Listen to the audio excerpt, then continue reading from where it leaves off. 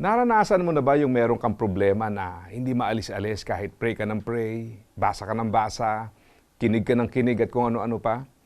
Nangyayari yan. Minsan halos lahat na nga kinausap na ng iba. Pinupuno ang isip ng mga kaalaman na nais nilang makatulong pero wala pa ding nangyayari. Sa relasyon mas nararamdaman natin to. Yun bang mga pagkakataon na masama na talaga loob mo dahil lahat na kinausap mo, lahat na inaral mo pero parang wala pa din. O ito mahalagang tandaan.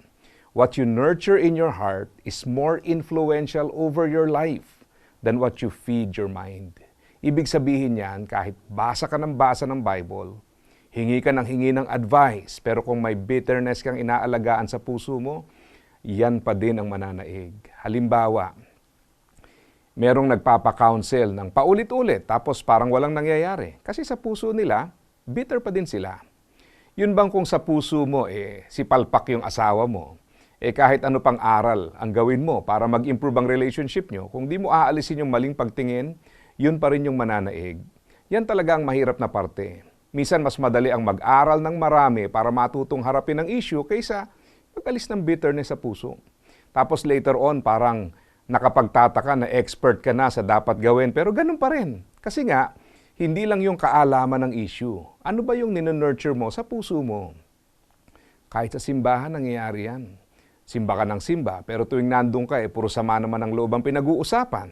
Tapos nagtataka kung bakit hindi nagbabago. Kasi nga, what you nurture in your heart is more influential than what you feed your mind. Ang sabi ng Bible, alisin ninyo ang anumang samaan ng loob, galit, pag-aaway, pambubulyaw, paninira sa kapwa, pati na ang lahat ng uri ng masasamang hangarin. Ito ang mahalagang proseso para magkaroon talaga ng pagbabago.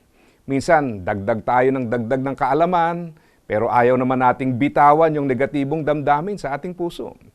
Hindi masama yung kaalaman pero hindi yan magiging masyadong epektibo kung may alaga tayong negatibo sa puso dahil yun pa din ang mananaig talaga. Kung meron kang bitterness sa iyong puso, bakit hindi mo subukang isuko ito sa Diyos? Ang bitterness ay parang damo sa taniman na kapag hindi mo inalis ay sasakal sa anumang itatanim mo.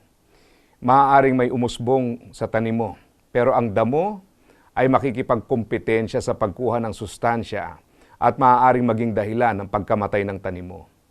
Ganyan din ang bitterness sa buhay.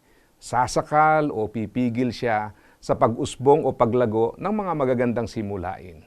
Pero hindi naman talaga kailangang maging ganyan dahil hindi naman talaga dapat ganyan. Ang Diyos ay may paraan, pero dapat ikaw din ay laan at ang negatibo ay dapat sukuan. Ang pagbabago at paglago ay mararanasan kapag ang paraan ng Diyos ay iyong sinubukan. Asa ka pa?